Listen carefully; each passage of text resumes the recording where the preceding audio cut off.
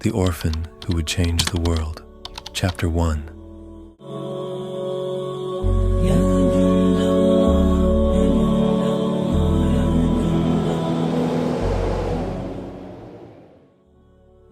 In the bustling city of Mecca, surrounded by rugged mountains and endless deserts, a child was born, destined to reshape history.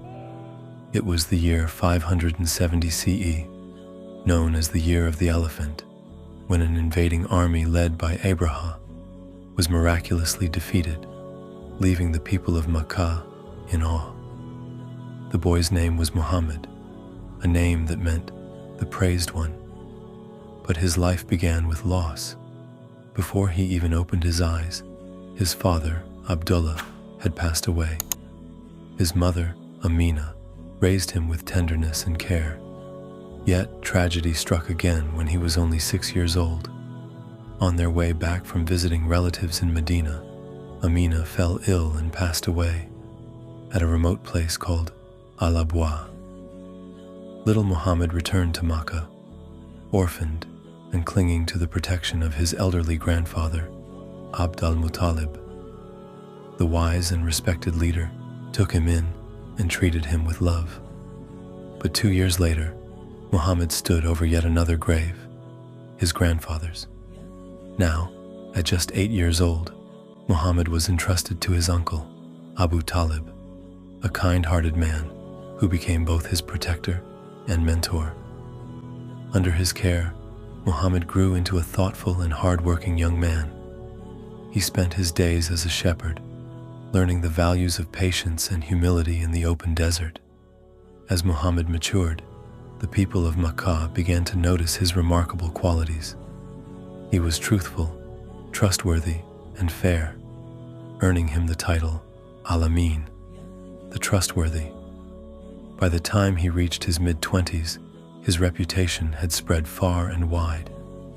It was then that Khadijah, a wealthy and influential businesswoman, heard of his honesty and character. She hired him to lead one of her trade caravans to Syria. Muhammad's success impressed Khadijah, but it was his integrity and kindness that won her heart. Though she was 15 years older, Khadijah saw in him a partner and a leader. She proposed marriage, and Muhammad accepted.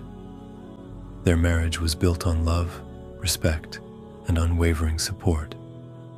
Khadijah became his confidant, his partner, and his source of strength. Years passed, and though Muhammad's life seemed peaceful and prosperous, his heart was restless.